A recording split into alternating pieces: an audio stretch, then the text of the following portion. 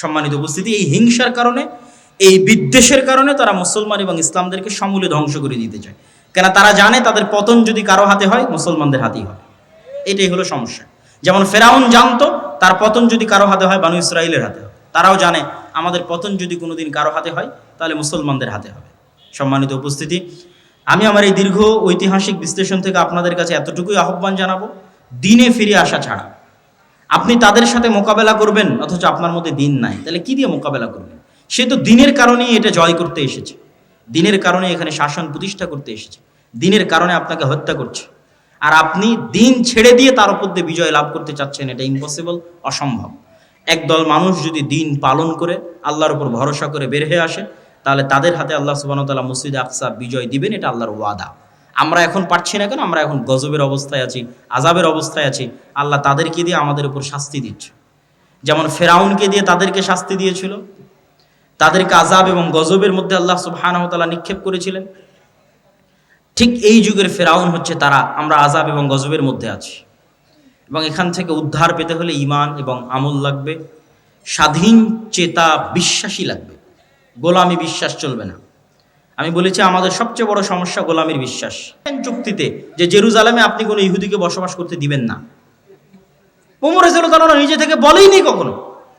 ওমর রাদিয়াল্লাহু তাআলা বরং তাদের সাথে এটা বলে রেখেছে যে তোমরা যত কড়া করে বলতেছো, এত কড়া করে তো করা ঠিক হবে না। তারা চাচ্ছিল, পাদ্রীরা চাচ্ছিল যে কোনো ইহুদি যেন আসতেই না পারে, এবং তারা আসতে দিত না। ঈসা আলাইহিস সালাতু ওয়াস সালামের মৃত্যুর পর থেকে নিয়ে ওমর রাদিয়াল্লাহু তাআলা মসজিদ আকসা বিজয়ের আগ পর্যন্ত খ্রিস্টানরা কোনো ইহুদিকে জেরুজালেমে প্রবেশ করতে দিত না। তো ওমর রাদিয়াল্লাহু তাআলা বলছে, এত বড় অমানবিক আইন আমি কিভাবে বাস্তবায়ন করতে পারি? তখন খ্রিস্টানরা বলল, ঠিক আছে, আপনি যদি এত বড় আইনকে অমানবিক বলেন, তাহলে এতটুকু অন্তত আমাদের কনফার্মেশন দেন যে আপনি এই জেরুজালেমে ইহুদিদের স্থায়ী বসবাস করতে দিবেন না। আসুক, আসা মসজিদ আকসা দেখে ঘুরে চলে যাক, তাদের পবিত্র জায়গা যেগুলো আছে সেগুলো দেখে ফেরত চলে যাক। ওমর রাদিয়াল্লাহু তাআলা বলেন, ঠিক আছে। ইহুদিদের সাথে জাতিগত বিদ্বেষ কখনই মুসলমানেরা করে। ইহুদি লেখকরা লিখে গেছে যে তাদের যে পুরো জাতির হিস্ট্রি, এই হিস্ট্রির মধ্যে তাদের সবচেয়ে স্বর্ণযুগ ছিল স্পেন। স্পেনে যখন মুসলমানদের শাসন ছিল, তখন সারা পৃথিবীর নির্যাতিত অত্যাচারিত ইহুদিরা স্পেনে এসে আশ্রয় নিয়েছিল, আর মুসলিম বাদশাহ শাসকরা তাদের আশ্রয় দিয়েছিল, মানবিক কারণে আশ্রয় দিয়েছিল।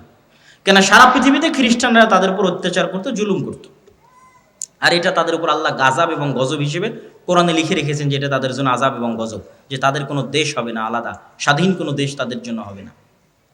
তো এই জন্য জাতিগত বিদ্বেষ আপনি মুসলমানদের থেকে পাবেনই না।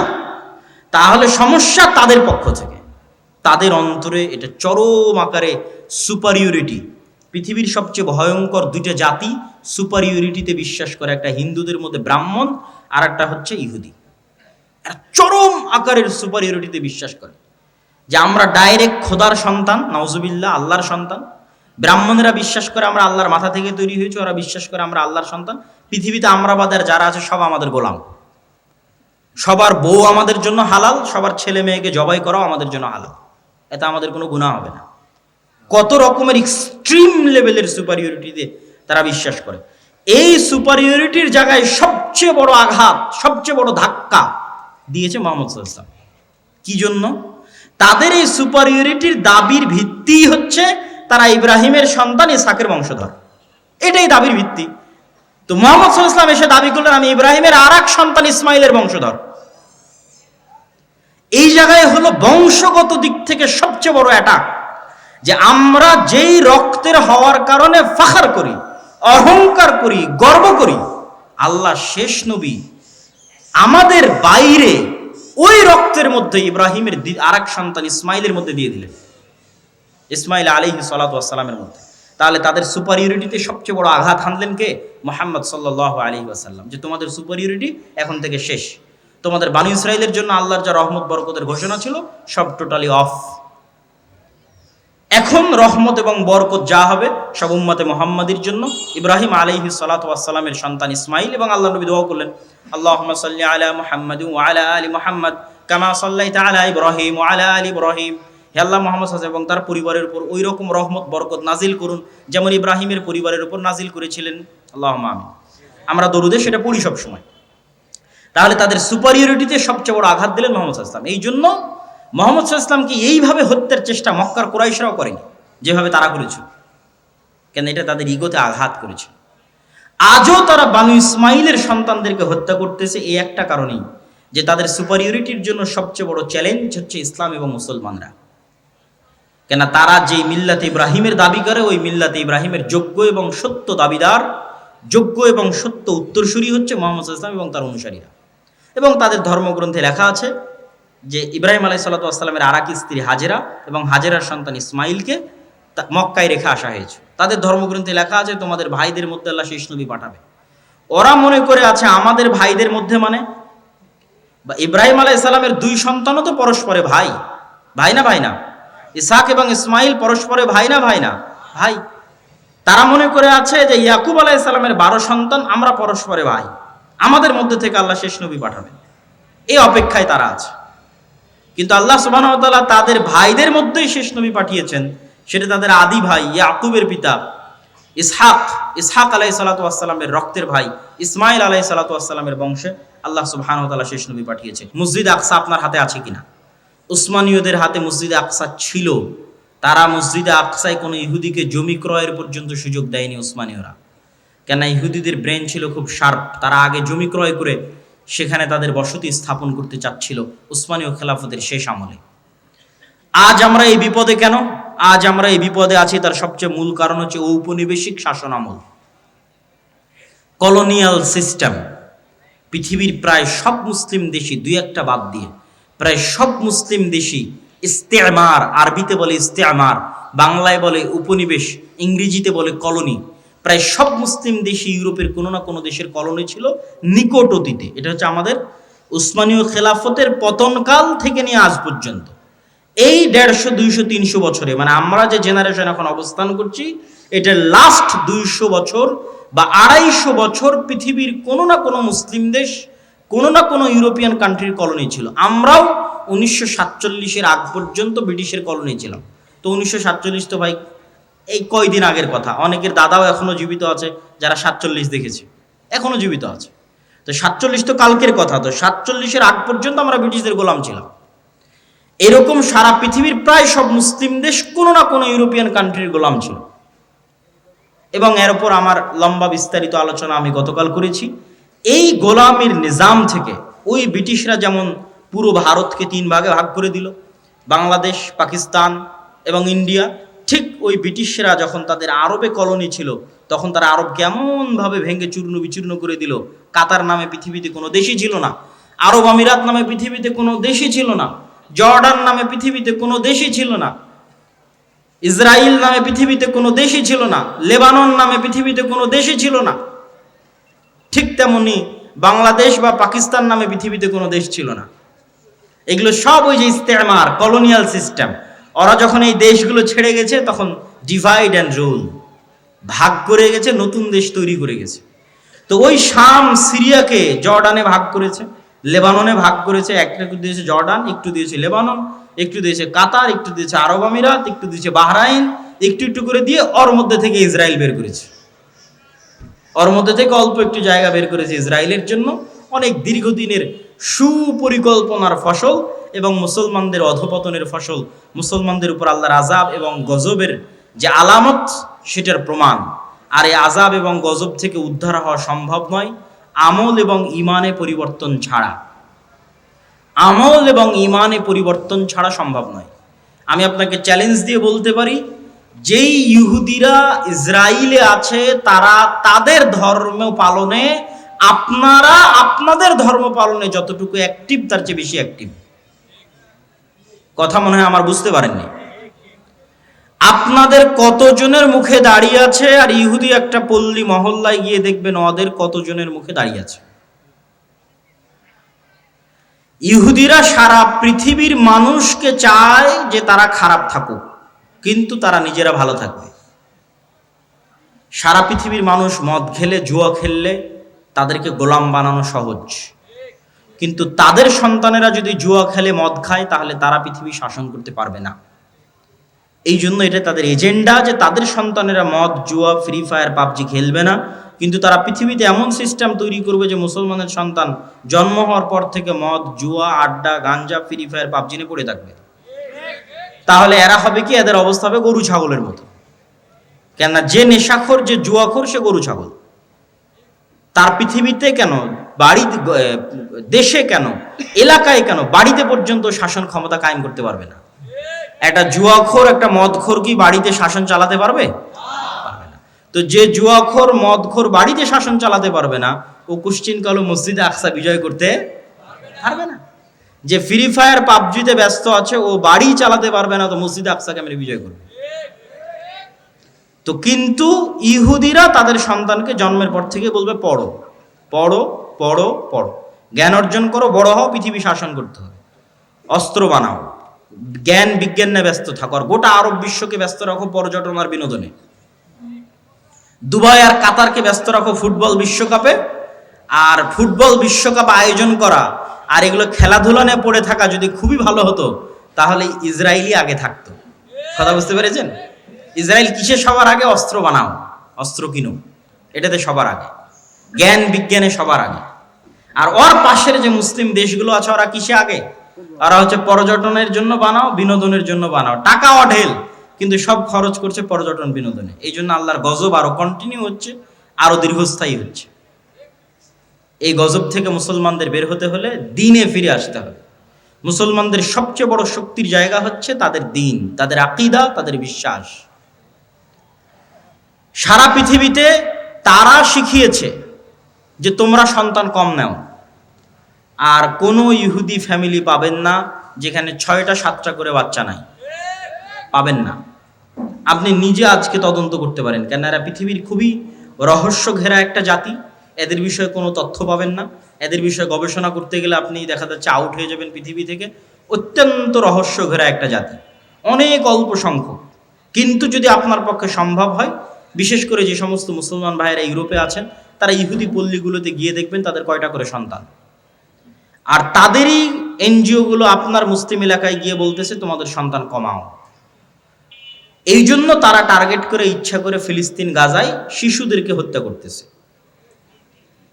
ঠিক যেমন ফেরাউন বানু ইসরায়েলের শিশুদেরকে হত্যা করত।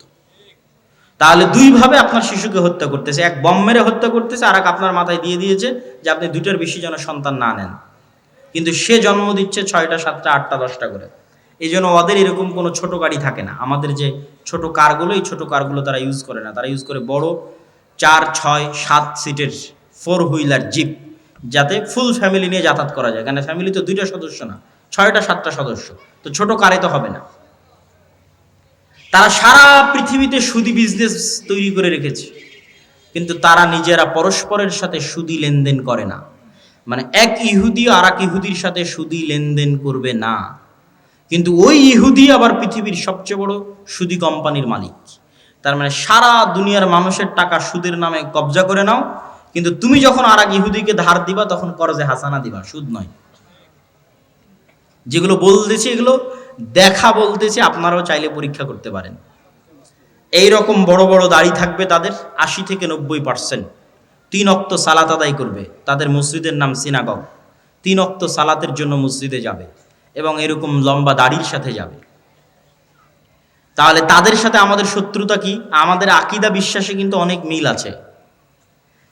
খ্রিস্টানেরাও অপেক্ষায় আছে একজন মাসিহ আসবে, ইহুদিরা অপেক্ষায় আছে একজন মাসিহ আসবে, আমরাও অপেক্ষায় আছে একজন মাসিহ আসবে। তাহলে আকীদায় মিল হলো না ভাই? আকীদায় মিল আছে, আর মাসিহ তো আসবেই, ঈসা মাসিহ। কিন্তু কার জন্য উদ্ধারকারী হয়ে আসবেন সেটাই হলো প্রশ্ন। খ্রিস্টানদের জন্য উদ্ধারকারী হয়ে আসবেন, না মুসলমানদের জন্য উদ্ধারকারী হয়ে আসবেন, না ইহুদিদের জন্য উদ্ধারকারী হয়ে আসবেন? কোরআন এবং হাদিস বলছে মাসিহ আসবে 2টা, একটা মাসিহ আদ-দাজ্জাল আর একটা ঈসা মাসিহ। মাসিহ আদ-দাজ্জাল হবে ইহুদিদের উদ্ধারকারী, আর ঈসা আলাইহিস সালাতু ওয়াস সালাম হবেন মুসলমানদের উদ্ধারকারী। সম্মানিত উপস্থিতি, এরকম আকীদা বিশ্বাসে আরো মিল আছে। তারাও এক পৃথিবীতে মুসা আলাইহিস সালাম যদি বানু ইসরায়েলের ঘর বাড়িতেই লুকিয়ে লুকিয়ে মানুষ হতেন, উনি জীবনে কোনোদিন ওই ফেরাউনের বংশের কিবতীকে এক থাপ্পড়ে হত্যা করতেন না। কেন না? বনু ইসরায়েলের সাথে পালিয়ে পালিয়ে মানুষ হতে হতে অন্তর ছোট হয়ে যেত। কথা আমার বুঝতে পারছেন? তো মুসা আলাইহিস সালামকে আল্লাহ মানুষ করলেন ফেরাউনের ঘরে। তো ফেরাউনের ঘরে উনি স্বাধীন চেতা হয়ে মানুষ হয়েছে, যে একটা মানুষের পূর্ণ অধিকার সুযোগ সুবিধা কি হওয়া উচিত। ওই অবস্থায় বড় হয়ে যখন দেখছে তার বংশের মানুষকে আর একজন মারছে, তখন দিয়েছে এক থাপ্পড়ে মরে গেছে। তো এক থাপ্পড় দেওয়ার জাজবা কোথায় থেকে আসলো? গোলামি মুক্ত অবস্থায় বড় হয়েছেন এই জন্য। আল্লাহ তাকে গোলামি মুক্ত অবস্থায় ফেরাউনের বাড়িতে, ফেরাউনের ঘরে বড় করেছে। আর আমরা জীবনযাপন করছি 200-250 বছর থেকে গোলামির অবস্থায়, এখনও গোলামির অবস্থায়। স্বাধীন চেতা মনোভাব আমাদের মধ্যে নাই।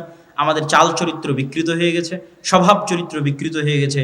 এই জন্য আমাদেরকে আমাদের দিনে ফিরে আসতে হবে, স্বাধীন চেতা মনোভাবী হতে হবে।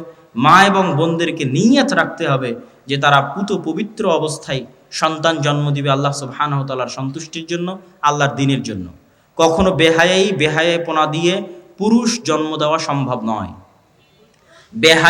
বেলেল্লাপনা দিয়ে মুজাহিদ পুরুষ জন্ম দেওয়া সম্ভব নয়। বেহায়াইর মধ্যে মেয়েলি পুরুষ জন্ম নিতে পারে। কথা আমার বুঝতে পারছেন? যখন একটা সমাজে পরিপূর্ণরূপে বেহায়াই ছড়িয়ে পড়ে, তখন ওই সমাজের পুরুষরা কি হয়ে যায়? মেয়েলি পুরুষ হয়ে যায়। আমাদের সমাজে যদি বেহায়াপনা বেলেল্লাপনা বেশি ছড়িয়ে পড়ে, তাহলে আমাদের মধ্যে আর পুরুষের রক্তই নাই, সব মেয়েলি পুরুষ হয়ে গেছে।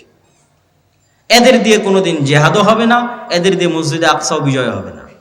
তাহলে পুরুষ জন্ম দিতে হবে। পুরুষকে জন্ম দিতে পারবে পুত পবিত্র বেহায়াপনা বেলেল্লাপনা মুক্ত অবস্থায় যে থাকবে, সে পুরুষ সিংহ, বাঘ, বীর সিংহ সালাহুদ্দিন আইয়ুবী, তারেক বিন জিয়াদের মতো সন্তান জন্ম দিতে পারবে, স্বাধীন চেতা সন্তান জন্ম দিতে পারবে, মেয়েলি পুরুষ নয়।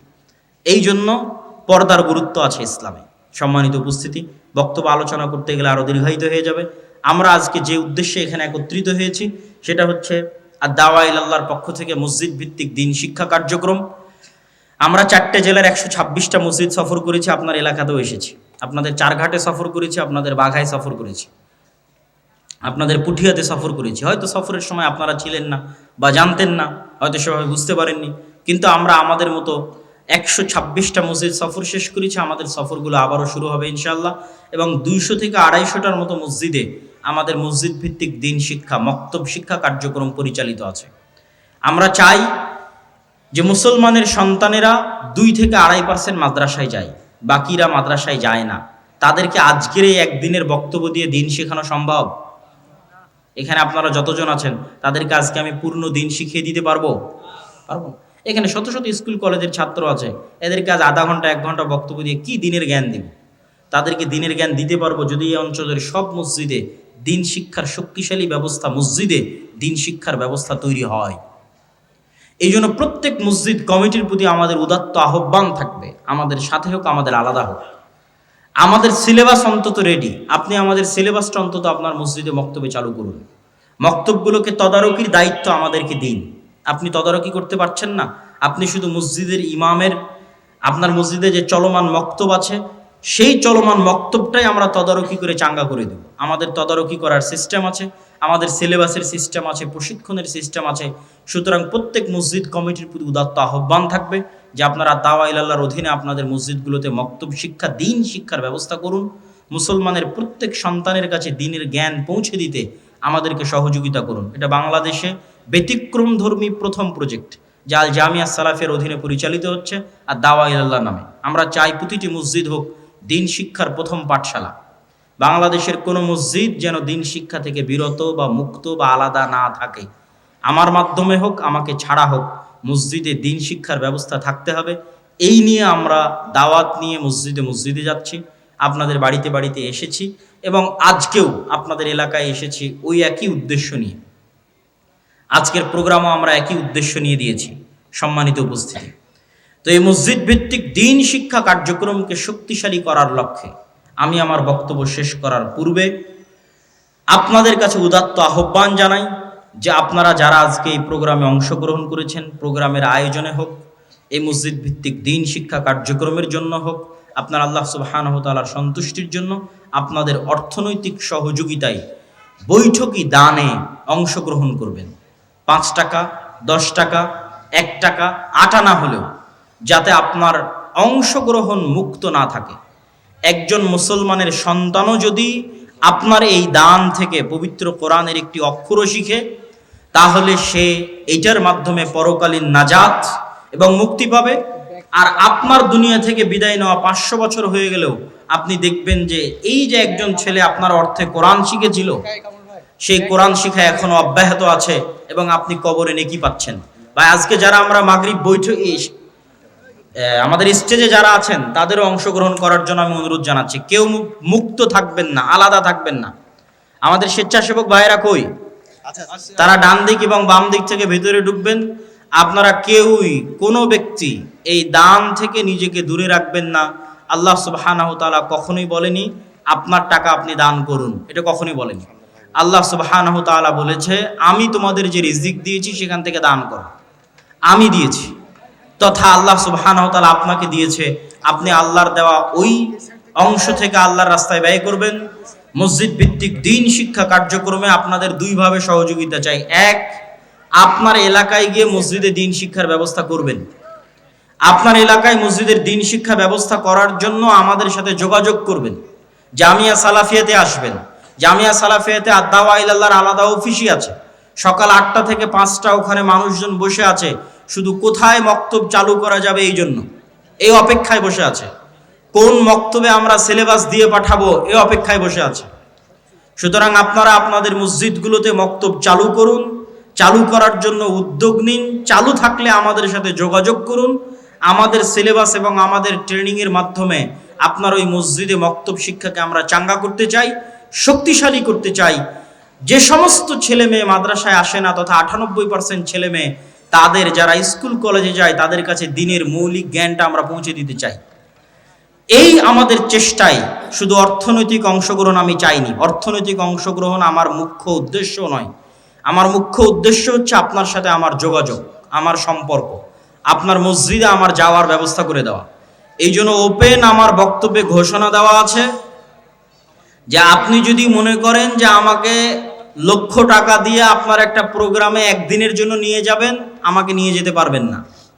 কিন্তু আপনি যদি বলেন যে আপনার মসজিদে কোরআন শিক্ষার ব্যবস্থা হবে, এটা উৎসাহ দেওয়ার জন্য আমার যাওয়া দরকার, আমি আমার জমি বিক্রি করে হলো আপনার ওই মসজিদে উপস্থিত হব ইনশাআল্লাহ। এই ওয়াদা প্রত্যেকটা মসজিদে গিয়ে আমার করা আছে এবং সেই ওয়াদা আমি পূরণ করতেছি।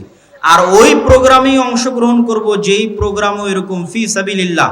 আজকের প্রোগ্রামে যেমন আমরা ফি সাবিলিল্লাহ এসেছি আল্লাহ সুবহানাহু ওয়া তাআলার সন্তুষ্টির জন্য, মসজিদ ভিত্তিক দ্বীন শিক্ষা কার্যক্রমের সচেতনতা তৈরির লক্ষ্যে, এটাকে আরো শক্তিশালী মজবুত করার লক্ষ্যে এসেছি। এই ধারাবাহিকতা আমাদের সামনে আরো বজায় থাকবে এবং অব্যাহত থাকবে। আপনারা দোয়া করবেন যেন আল্লাহ সুবহানাহু ওয়া তাআলা এই উদ্যোগকে কবুল করে। সবাই বলে আল্লাহুম্মা আমিন। কেননা আল্লাহ সুবহানাহু ওয়া তাআলা কবুল না করলে এটা আমাদের জন্য করা কঠিন হয়ে যাবে, আমরা এটাতে সফল হতে পারবো না। কিন্তু আল্লাহ সুবহানাহু ওয়া তাআলা যদি কবুল করে তিনি আমাদের জন্য রাস্তা সহজ করে দিবে। অতএব আমরা আবারও দোয়া করি আল্লাহ সুবহানাহু ওয়া তাআলা আল জামিয়া সালাফিয়ার অধীনে পরিচালিত আর দাওয়া ইলাল্লাহর মাধ্যমে মসজিদ ভিত্তিক দ্বীন শিক্ষার এই কার্যক্রমকে কবুল করুন, আল্লাহুম্মা আমিন। সম্মানিত উপস্থিতি, এখান থেকে যখন আপনারা আলোচনা শেষে বিদায় নেবেন, তখন বিদায় নিয়ে যাওয়ার পূর্বে আমাদের মাসিক আল ইতিসামকে মূল্যায়ন করার চেষ্টা করবেন। বাংলাদেশের একমাত্র পত্রিকা যার ফতোয়া বোর্ডে ভারতের জামিয়া সালাফিয়া বানারসের মুহাদ্দিসরাও বসে, একমাত্র পত্রিকা বাংলাদেশের যার ফতোয়া বোর্ডে শুধু বাংলাদেশের আলেমরা নয়, ভারতের আহলে হাদিসদের সবচেয়ে বড় প্রতিষ্ঠান জামিয়া সালাফিয়া বানারসের বড় বড় বিজ্ঞ ওলামায়ে কেরাম এই ফতোয়া বোর্ডে অংশগ্রহণ করে থাকেন, যারা এখন আল জামিয়া সালাফিয়া ডাঙ্গিপাড়া পবা রাজশাহীর শিক্ষক হিসেবেও দায়িত্ব পালন করছেন। বাংলাদেশের একমাত্র শিক্ষা প্রতিষ্ঠান যেখানে এত বেশি পরিমাণে বিদেশি যোগ্য শিক্ষক দার্স প্রদান করে থাকেন, যারা আল জামিয়া সালাফিয়া বানারস ভারতের আহলে হাদিসদের সবচেয়ে বড় প্রতিষ্ঠান থেকে আগত। এটা বাংলাদেশের একমাত্র ব্যতিক্রম প্রতিষ্ঠান জামিয়া সালাফিয়া ডাঙ্গিপাড়া পবা রাজশাহী। এবং এখানে অচিরেই সৌদি থেকেও মদিনা ইসলামী বিশ্ববিদ্যালয়ের সাথে সম্পৃক্ত শিক্ষকগণ আসবেন। আমরা সেই আশায়, সেই অপেক্ষায় দিন কাটাচ্ছি। ইতিমধ্যে 3 জন মদিনা ইসলামী বিশ্ববিদ্যালয়ের সাবেক শিক্ষক 10 দিন ব্যাপী জামিয়া সালাফিয়া ডাঙ্গিপাড়া পবা রাজশাহীতে দার্স দিয়ে গেছেন। এই ধারাবাহিকতা সামনে অব্যাহত থাকবে ইনশাআল্লাহ।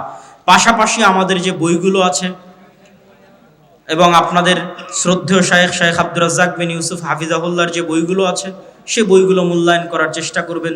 মিন্নাতুল বারি, আমরা হাদিস মানতে বাধ্য, আইনে রাসূল দোয়া অধ্যায়, উপদেশ, কে বড় ক্ষতিগ্রস্ত, কে বড় লাভবান, আদর্শ পরিবার। পাশাপাশি আমার আম্মার কিছু বই আছে যে বইগুলোর পিছনে আমারও পরিশ্রম আছে। আব্বুর বইগুলো আমার কোনোদিন দেখে দেওয়া হয়নি, কিন্তু আমি আমার আম্মার অনেকগুলো বইয়ের পিছনে কাজ করেছি। তার মধ্যে একটা হচ্ছে সম অধিকার নয় মর্যাদা চাই, শিক্ষা বনাম জাহিলিয়াত, কেন হব অবরোধবাসিনী। কেন হব অবরোধবাসিনী লেখা হয়েছে বেগম রোকেয়ার অবরোধবাসিনীর জবাবে। যে অবরোধবাসিনীতে বেগম রোকেয়া কি কি লিখেছে মুসলিম মা এবং বোনদের পর্দা নিয়ে, বোরখা নিয়ে, তার উত্তরে উত্তরবঙ্গেরই আরেকজন নারী, বেগম রোকেয়া রংপুরের, উত্তরবঙ্গের আরেকজন নারী আমার মা গাইবান্ধার, তিনি তার উত্তরে লিখেছেন কেন হব অবরোধবাসিনী। স্কুল কলেজের প্রত্যেক নারী শিক্ষার্থীর ছাত্রীদের এই বইটি পড়া উচিত। পাশাপাশি শিক্ষা বনাম জাহিলিয়াত, আমাদের স্কুলের চলমান সিলেবাসের বইগুলোতে কি ধরনের গল্প দেওয়া আছে, এই গল্পগুলো আমাদের ছেলে মেয়েদের ব্রেনে কি ধরনের